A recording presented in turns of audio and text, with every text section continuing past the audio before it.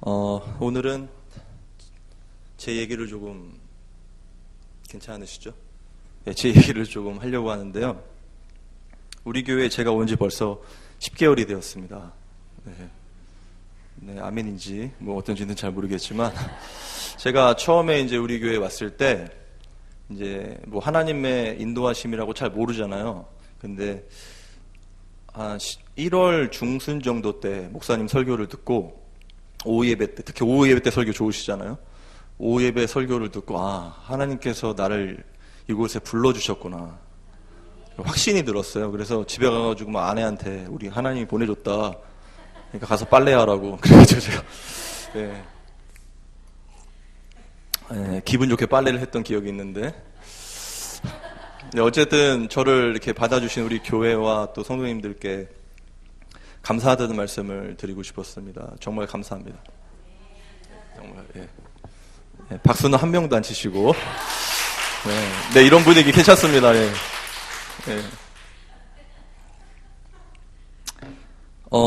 그런 의미에서 제가 제 인생에 굴욕 사건들이 있거든요.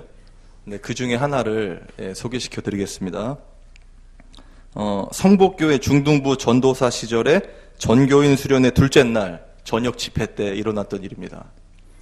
그때도 여러분 잘 아시는 이태희 목사님 아시죠? 이태희 목사님이 설교를 하시는데 보통 한 번 하시면은 뭐 어마어마하십니다. 2시간 기본이고요. 기분이 너무 좋으시면 막 3시간.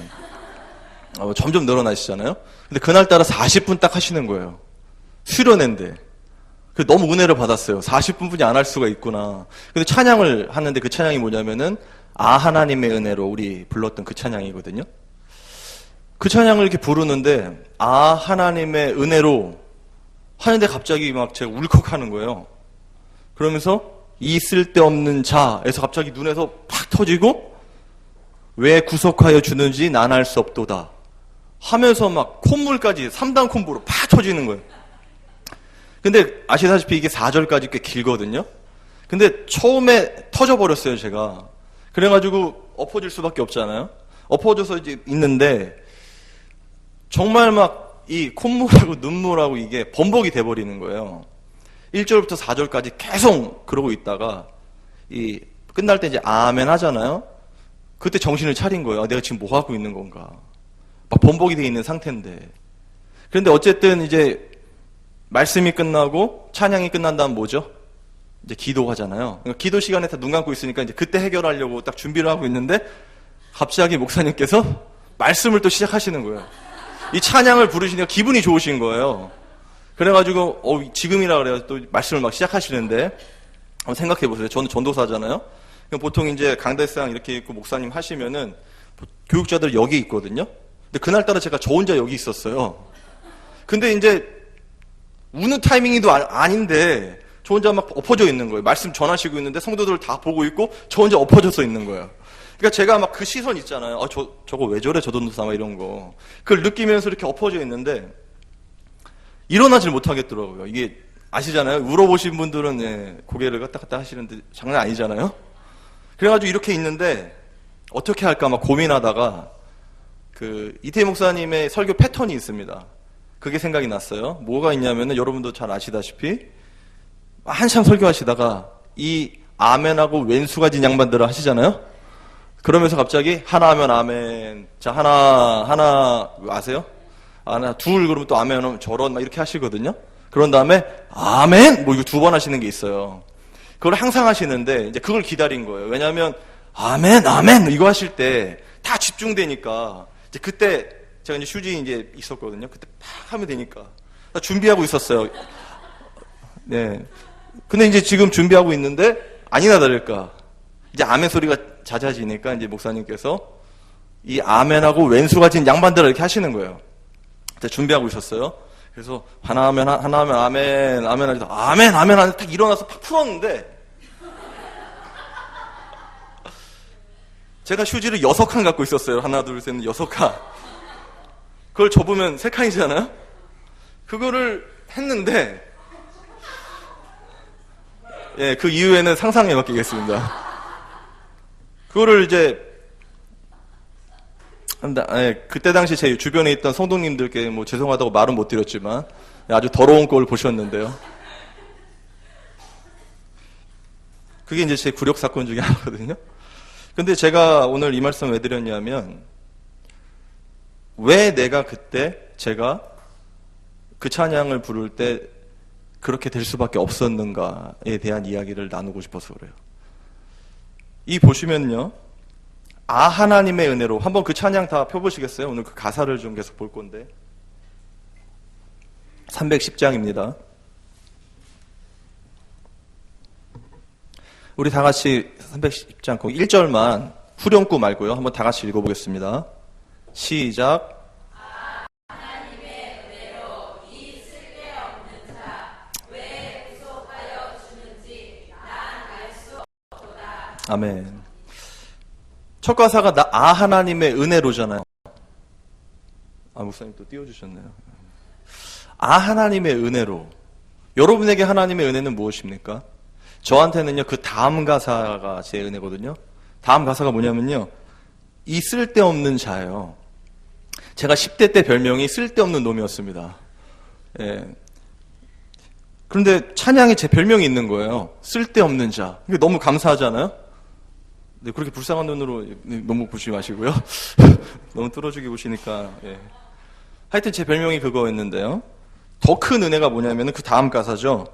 왜 구속하여 주는지 난 알 수 없도다. 이 구속이란 단어는 어디에서 무엇인가로부터 구원받았다는 얘기잖아요. 그 어디서 구원받았냐면 로마서에 말하는 것처럼 8장에 죄와 사망의 법에서 구원받은 거죠. 그러면 그 구원받았다는 것은 구체적으로 세상에서 구원받았다는 겁니다. 그죠? 사실 저는요, 세상에서 쓸데없는 놈으로 이렇게 낙인 찍혀 있는 인생을 살았습니다. 왜냐하면 제가 이제 10대 때 생각해 보면요, 제가 지금도 10대 사역을 하고 있지만 막 이리 쫓기고 저리 치이고 시키는 대로 살다가 그것도 잘 안 돼가지고, 잘 되면 얼마나 좋겠어요. 그게 잘 안 돼가지고 막 고민하고 괴로워하다가 그냥 막 살던 시기였거든요, 제 10대 때. 그래서 사람들이 저한테 대놓고는 얘기 안 했지만, 저런 쓸데없는 놈. 사실 그 말은요, 저희 교회에서 들었어요, 제가 이제 목사님 아들이었어요, 저도. 이렇게 생겼지만. 할렐루야? 네. 교회에서 이제 하도 사고를 치니까 화장실에서 이제 큰일을 보고 있는데, 집사님하고 장로님 같아요. 오셔가지고, 도영이 걔는 쓸데없는 놈이야. 이 소리를 제가 들었거든요, 중학교 때. 그래서 제 별명이 쓸데없는 놈이 된 거예요. 근데 하나님이 이 쓸데없는 자를 구원해 주셨다는 거예요. 그 가사가 첫 가사잖아요. 근데 제가 왜 그렇게 눈물이 났냐면요, 이해가 안 되는 게 있었어요. 보세요. 하나님의 은혜로 이 쓸데없는 자 왜 구속하여 주는지 난 알 수 없도다. 대체 왜 저 같은 쓸데없는 놈을 구원해 주셨을까? 그게 궁금한 거예요. 그렇잖아요. 아니, 저는 사실 열심히 하려고 살긴 했어요. 근데 그게 잘 안 돼요. 인정을 받을 수 없었어요. 그래서 그냥 제 스스로도 난 쓸데없는 놈이구나. 이 사회에선 날 받아줄 수 없구나. 그래서 제 마음대로 막 살았거든요. 그러면 보통 그렇게 사는 사람들은 그냥 그렇게 버려두면 되잖아요. 잘하는 사람들이 많이 있으니까. 근데 하나님은요, 이 쓸데없는 자 왜 구속하여 주는지 난 알 수 없다. 이게 제 질문이었거든요. 근데 구원해 주셨다는 거예요. 그래서 제가 막 하나님께 따졌어요. 왜 그렇게 하셨냐고. 제가 그럴 자격이 있냐고. 저 같은 쓰레기 같은 놈이 무슨 하나님의 구원을 받을 수가 있냐고. 하나님이 구원하시기 원하셔서 뭐 했죠? 예수님을, 독생자, 자신의 아들을 십자가에 못 박았잖아요. 그게 이해가 안 되는 거예요. 어떻게 그냥 세상과 함께 그냥 썩어져 죽을 수밖에 없는 인생인데 그런 나를 구원해 주셨냔 말이에요. 더더군다나 자기 아들을 죽이면서까지 구원해 주셨냔 말이에요. 그게 이해가 안 되는 거예요, 제가. 하나님, 대체 제가 그럴 자격이 있습니까? 딱 이렇게 물어봤거든요. 근데 하나님께서 뭐라고 하셨냐면요. 적어놨어요. 그래, 내 아들을 죽일 만큼 넌 나에게 가치가 있다. 너는 이 세상에서 말하는 쓸데없는 자가 아니다. 넌 내 사람이다. 나는 너를 얻기 위해 내 아들의 목숨도 아끼지 않을 만큼 내가 사랑하는 내 사람이다. 이거 직통계시 받은 거 아닙니다, 이거.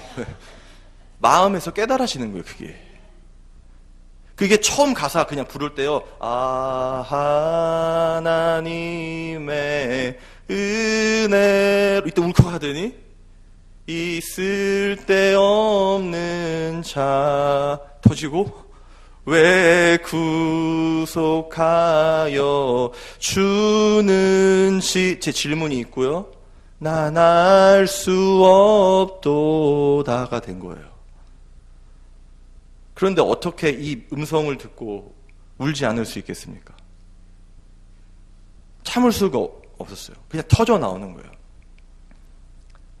하나님께서 우리를 사랑하실 때 자기 아들을 십자가에 못 박기까지 사랑하니 그 사랑이 얼마나 크겠습니까? 그 사랑을 깨닫게 된 거예요, 제가 그때. 자, 보세요. 그 사랑을 저는 오늘 여러분들도 같이 누리고 다시 한번 깨닫게 되기를 바랍니다. 그러니까 하나님께서 우리를 어떻게 하신다고요? 사랑하신다고요. 그러면요, 2절, 3절, 4절 가사가 이해가 되거든요. 차근차근 한번 보겠습니다. 2절 가사를 한번 다 같이 읽어보겠습니다. 시작.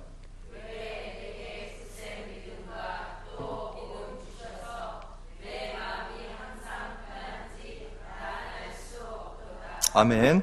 여기 보면 내게 굳센 믿음을 주신다는 거예요. 내가 믿는 게 아닙니다. 여러분, 굳센 믿음을 주시는 겁니다. 그리고 뭘 주시죠? 복음을 주세요. 복음이 뭡니까? 예수 그리스도시죠. 우리의 죄를 위하여 십자가에 못 박아 죽으신 그 예수 그리스도, 그리고 우리의 죄를 씻기시는 그분의 피, 그분의 십자가, 그게 복음이란 말입니다. 그거를 주시는데요. 왜 주십니까? 그 나오죠? 내 마음이 항상 편한지. 세상이 알 수도 볼 수도 없는 그 평안함을 주신다는 거예요. 누구한테요? 이 쓸데없는 저한테. 이 평안함을 주신다는 거예요. 왜요? 사랑하기 때문에. 3절 가사 보겠습니다. 다 같이 한번 읽어볼까요? 시작. 왜 내게 성령 주셔서 내 마음을 감동해 주 예수 믿게 하는지 나는 알 수 없도다. 아멘. 성령을 왜 주시죠? 성령은 하나님의 영입니다. 하나님의 영이 내주한 사람들은 어떨까요? 이제는 내 눈으로 보는 게 아니라 하나님의 눈으로 보게 되고, 그렇죠? 그리고 하나님의 마음을 품게 되는 거예요. 하나님의 마음이 뭘까요? 그러면요, 그 다음 가사에 나오죠? 주 예수만 믿게 하는 거예요. 예수님을 믿었으니까 이제 뭘 합니까? 뭘 해야겠습니까가 아니라 평생 주 예수 그리스도만 믿게 만드신단 말입니다. 뭐가요? 하나님의 성령께서. 그래서 성령이 말할 수 없는 탄식으로 우리를 위하여 친히 간구하시는 겁니다. 왜요? 온전히 예수 그리스도만 믿게 하기 위해서 그런 거예요. 바로 갈라디아서 2장 20절의 삶을 살게 만드신단 말입니다. 내가 그리스도와 함께 십자가에 못 박혔나니 그런즉 이제는 내가 산 것이 아니요 내 안에 그리스도께서 사신 것이라. 내가 이제 육체 가운데 사는 것은 나를 사랑하사 나를 위하여 자기 몸을 버리신 하나님의 아들을 믿는 믿음 안에 사는 것이라. 온전한 예수 그리스도로만 살게 하신다는 말입니다. 무엇이요? 성령께서요. 이걸 우리에게 왜 주신다고요? 사랑하기 때문에. 4절 보겠습니다. 다 같이 읽어보겠습니다. 시작.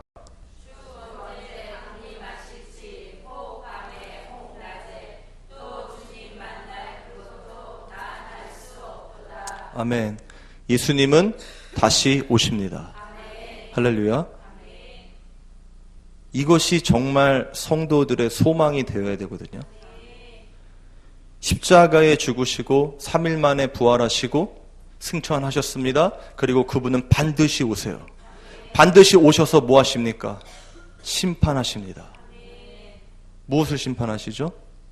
하나님의 뜻대로 행하였느냐, 그렇지 않았느냐. 그런데 보세요.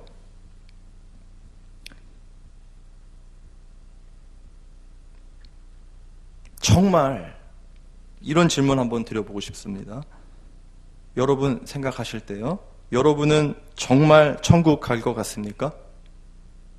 대답 안 하셔도 속으로 하세요. 지옥 갈 것 같습니까?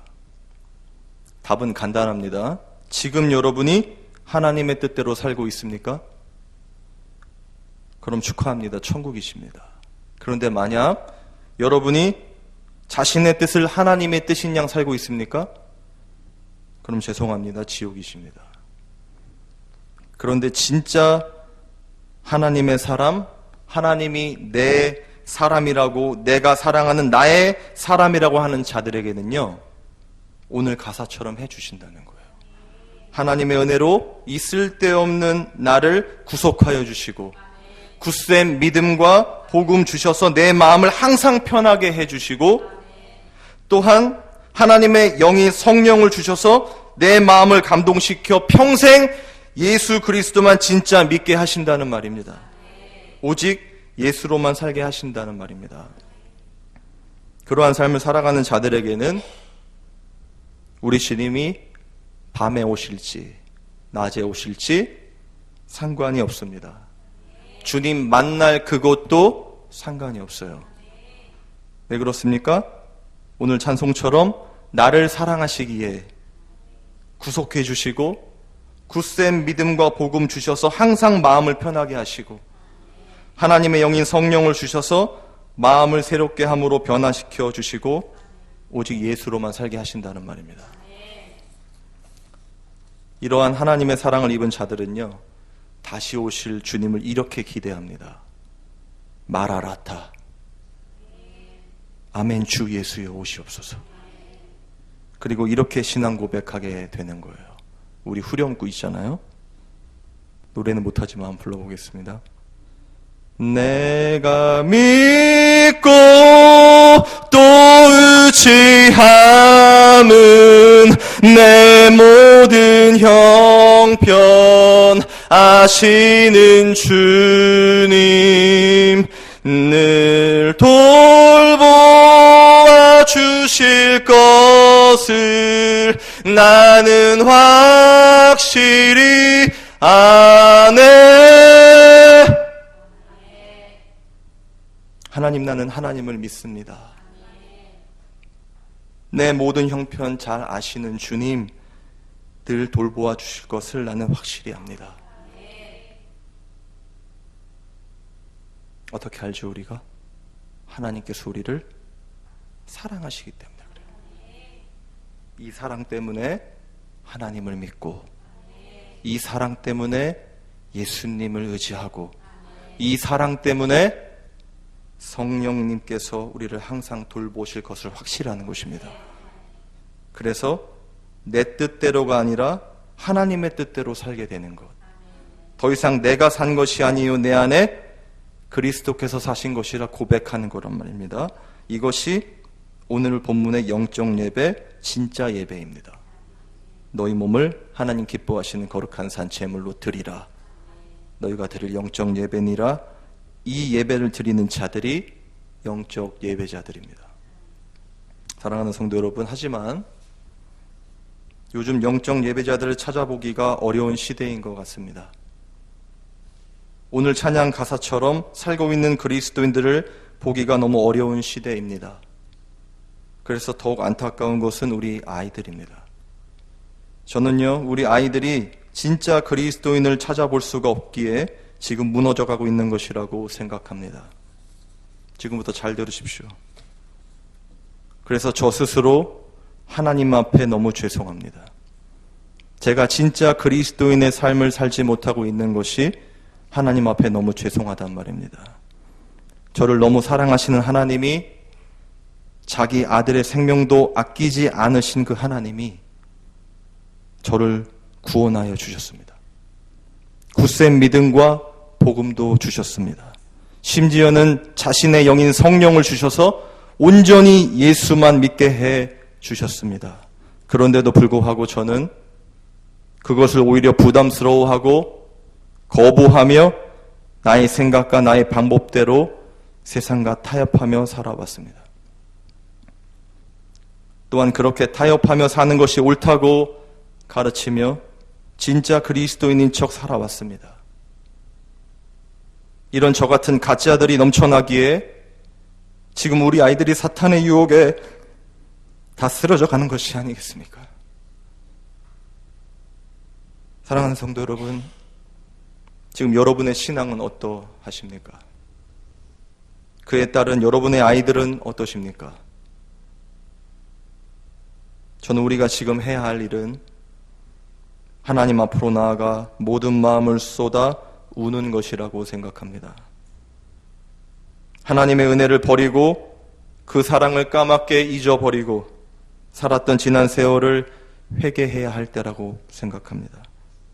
옷을 찢는 것이 아니라 이 마음을 찢고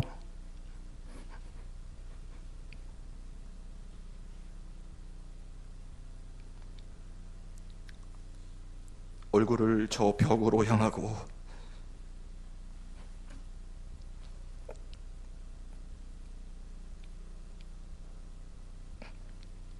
하나님 앞에 통회해야 할 때라고 생각합니다. 이 시간에 하나님의 은혜로 찬양 부르고 기도했으면 좋겠습니다.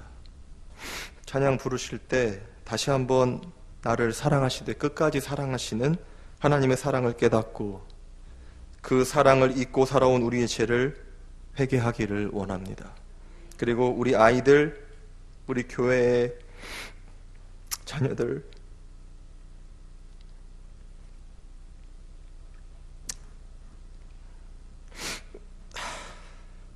이 한국교회 아이들을 살려달라고 기도하기를 원합니다. 우리 다 같이 찬양 부르시고 기도하겠습니다.